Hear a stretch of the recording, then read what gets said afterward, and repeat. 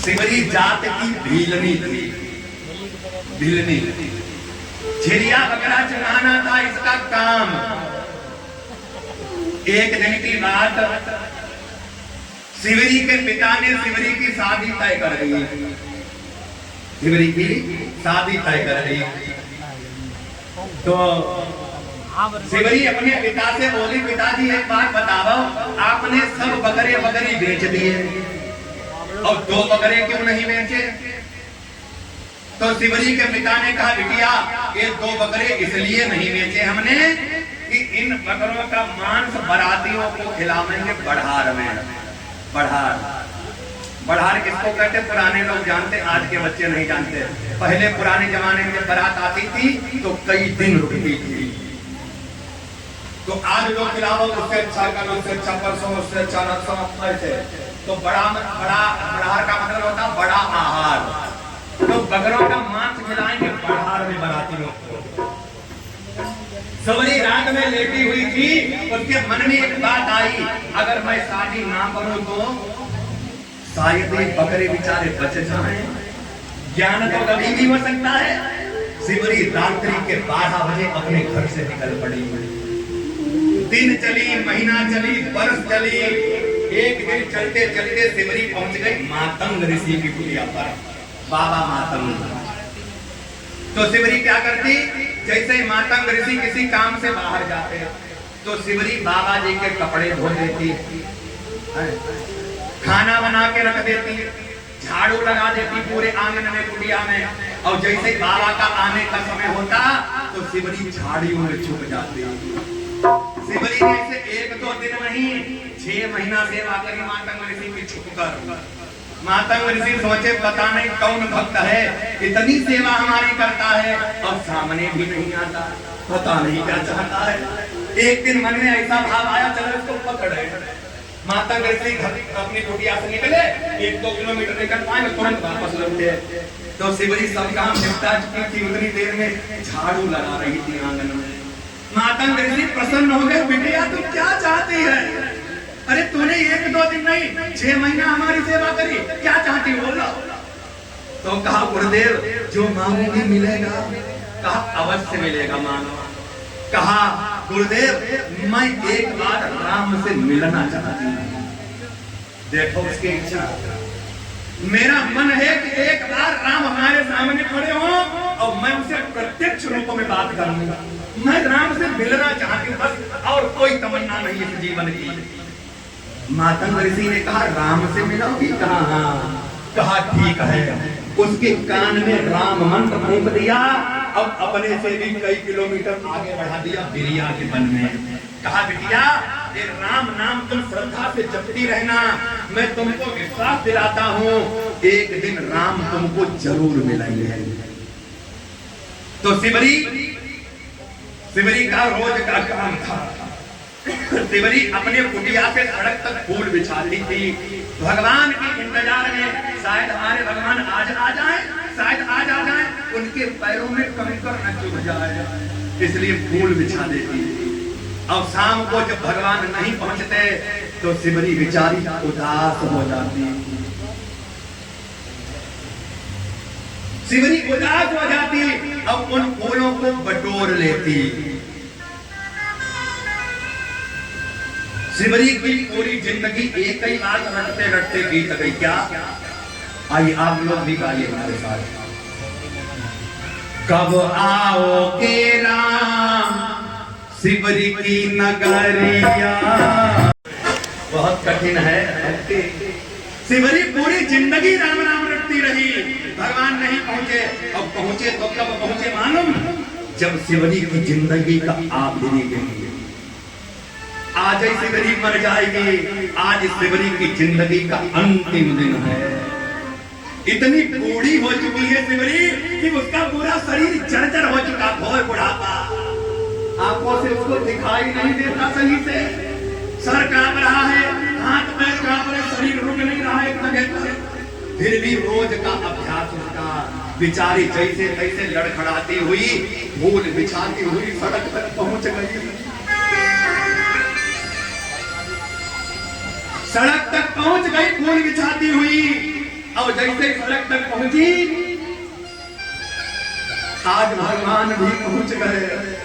जैसे भगवान ने अपना चरण ऐसे फूलों पर रखा, सिमरी रोने लगी और कहा, आप लोग हमको क्यों परेशान करते रहते हो? ये फूल मैं आप लोगों के लिए नहीं बिछा रही हूँ, ये फूल मैं अपने राम के लिए बिछा रही हूँ। कृपया करके आप लोग यहाँ से चले जाओ। ये फूल मैं आप लोगों के लिए बिछा रही हूँ, मैं फूल अपने राम के लिए बिछा रही हूँ। भगवान ने जब उसके प्रेम को देखा, गदगद हो गए भगवान को। कहा, राम के लिए फूल बिछा रही हो? हाँ। भगवान कहने लगे, मैया जरा अपनी नजर ऊपर करके तो देख।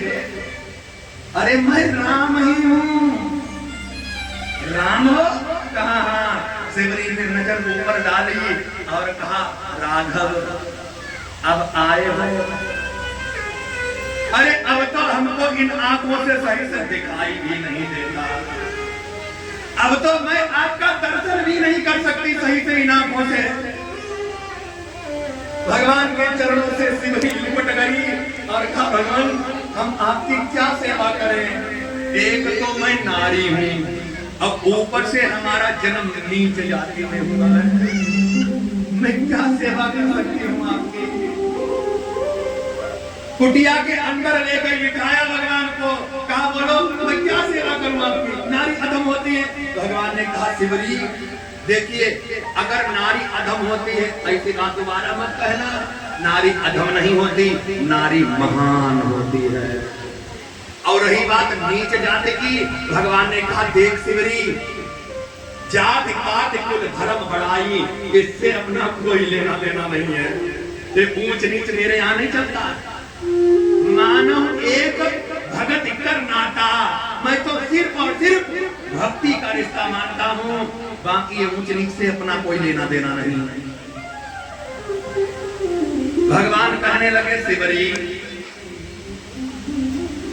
आज मैं तेरे पर इतना प्रसन्न हो रहे, आज जो मैं तुझे देने जा रहा हूँ, आज तक मैंने किसी भक्त को नहीं दिया।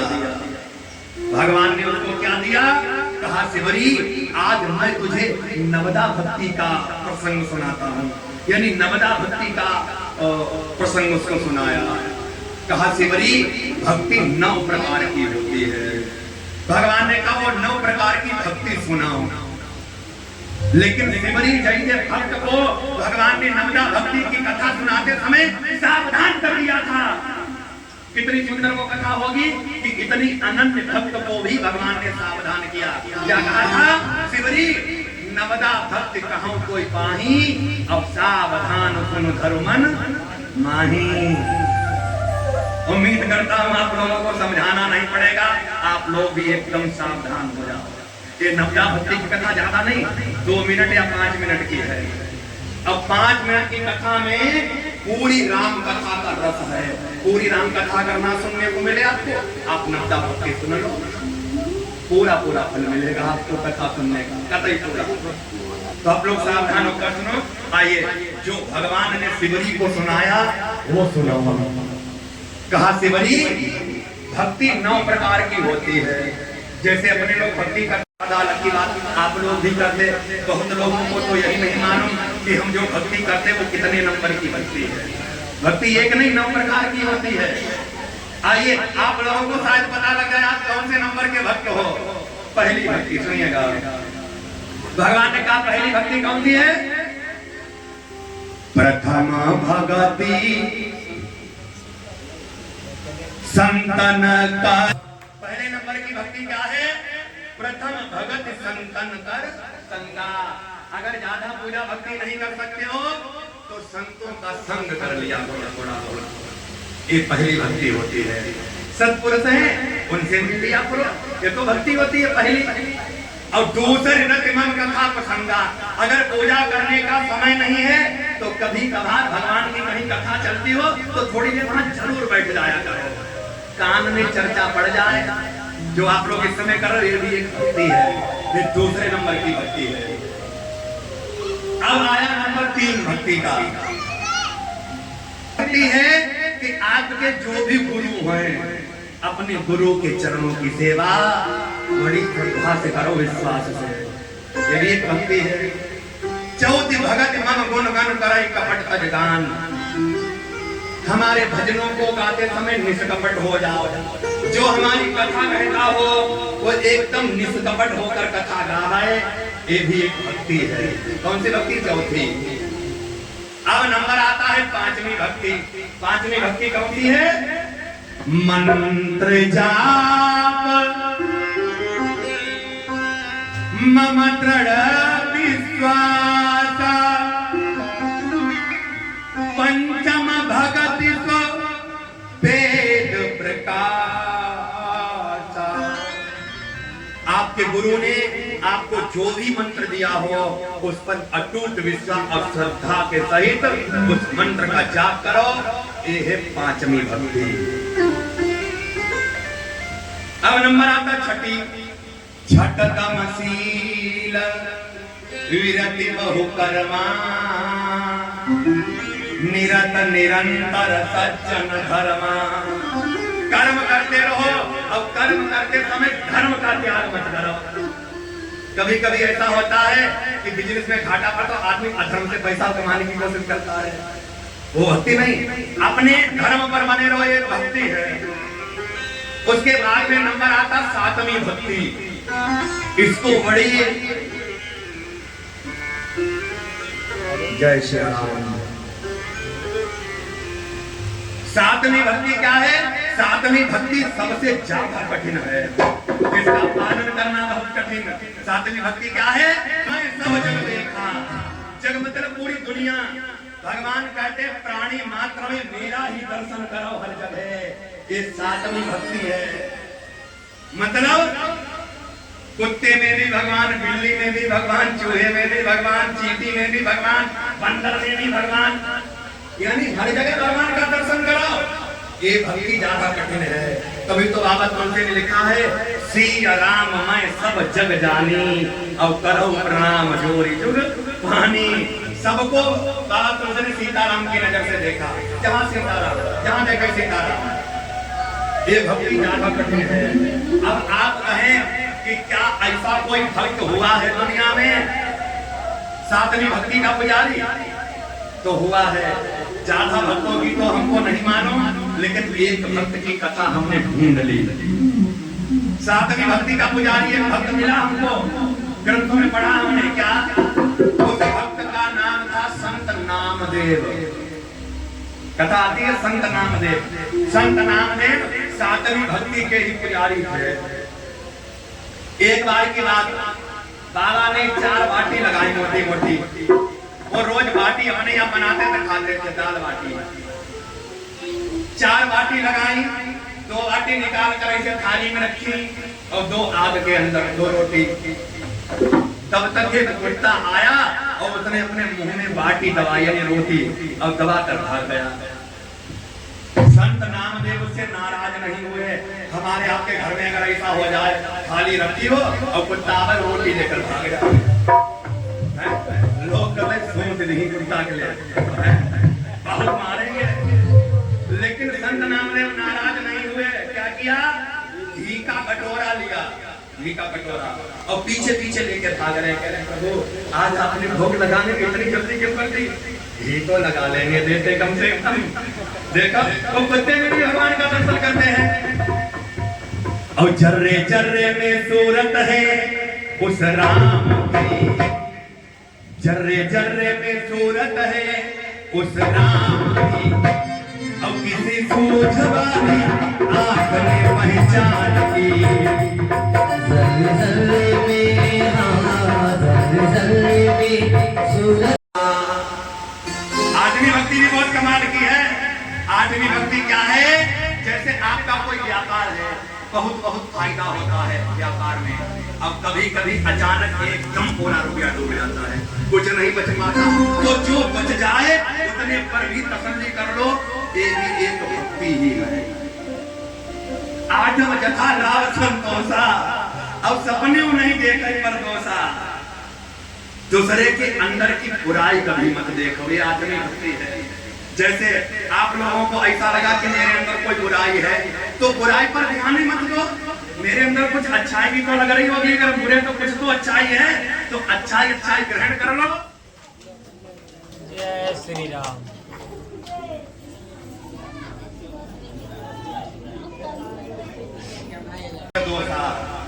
दूसरे के अंदर की बुराई मत देखो, अगर उसके अंदर की कुछ अच्छाई दिखती हो तो उसको ग्रहण कर लो और बुराई छोड़ दो, उसके मतलब ही मत रखो।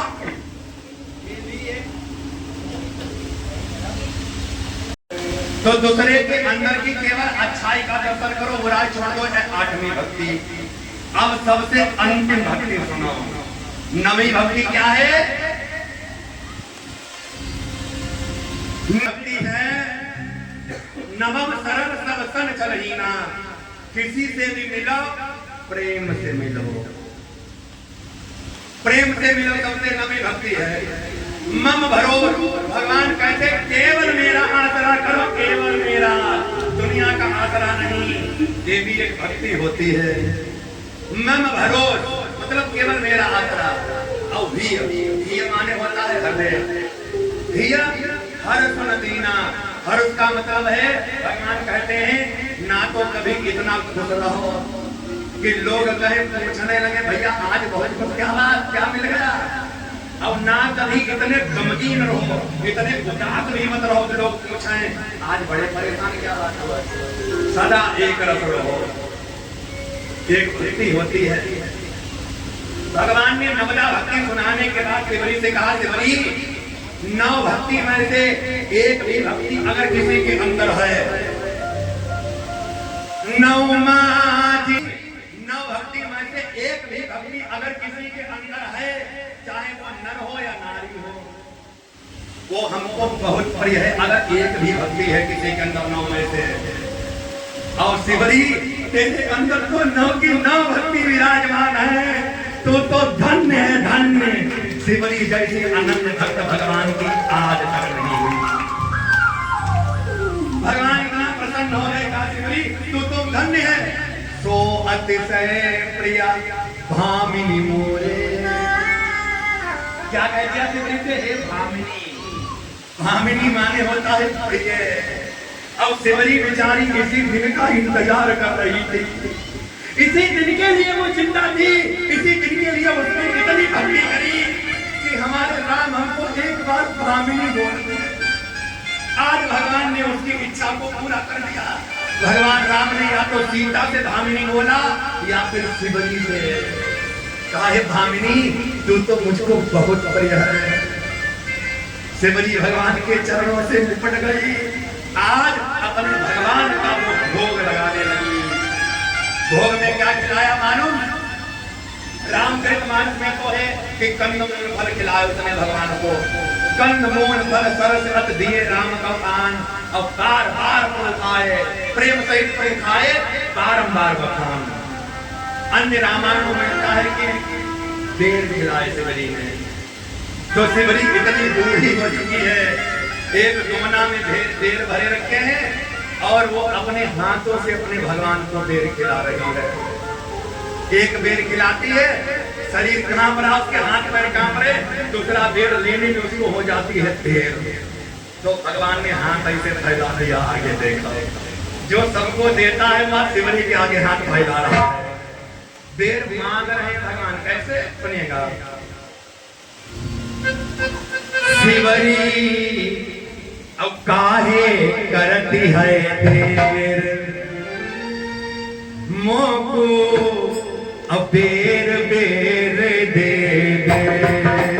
भगवान का मामला है, यहाँ सब ठीक कहा। सीता ने जो भोजन पूरी जिंदगी खिलाया वो बेकार, लक्ष्मण जो बेर केला तरह तरह के फल वो सब बेकार कर दिया भगवान ने। इतने स्वादिष्ट फल खा, लक्ष्मण को भी खाकर देख। लक्ष्मण भैया ने हाथ में बेर लिया, लेकिन लक्ष्मण का भाव गंदा हो गया। लक्ष्मण ने बेर नहीं खाया। क्यों नहीं खाया? शिवरी करे थे, राम ये बेर खा, ये बेर खा, ये सब मेरे चखे हुए। लक्ष्मण ने सोचा चखे हुए का मतलब क्या झूठे बेर खिला रही भगवान को? यहाँ पर बस थोड़ी सी बात समझ लो, फिर आरती हो। बहुत मुख्य बात है यहाँ पर नोट करने वाले। बड़े बड़े कथावाचकों को हमने कह के सुना है कि शिवरी ने अपने भगवान राम को झूठे दे दिया। ऐसा कहना मूर्खता है। भक्त कभी अपने भगवान को अपना झूठा नहीं खिलाता। एक नहीं, हमारे भोज फिर मिलता है।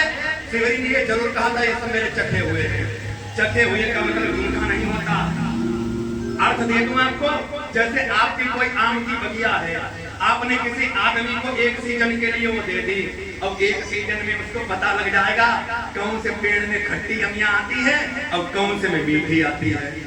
एक सीजन में खट्टे मीठे की पहचान हो जाती है। अच्छा बताओ, शिवरी की तो पूरी जिंदगी उस बिरिया के बनने बीत गई, क्या उसको नहीं पहचानती कौन सी बिरिया में मीठा पेड़ आता, कौन से में खट्टा? उसने कहा मेरे सब चखे हुए हैं रघुनाथ जी, मीठे मीठे रहते हैं। यहाँ पर तो लक्ष्मण का भी भाव गंगा हो गया था, चखे हुए झूठे। लक्ष्मण के हाथ में बेर रखा, भगवान ने खाकर तो देख, लक्ष्मण ने उस बेर को फेंक दिया, खाया नहीं। बड़े बड़े कथावाचक लोग ये भी सुनाते हैं कि वो बेर दोरनागिरी पर्वत पर जाकर गिरा, संजीवनी बूटी बना। भगवान ने कहा लक्ष्मण, तुमने भक्त के प्रसाद की तौहीन करी है, अब यही बेर तुम्हारी एक दिन जिंदगी बचाएगा। जब लक्ष्मण शक्ति लगी तो वो संजीवनी बूटी आई। खैर, जिसको जैसा प्रमाण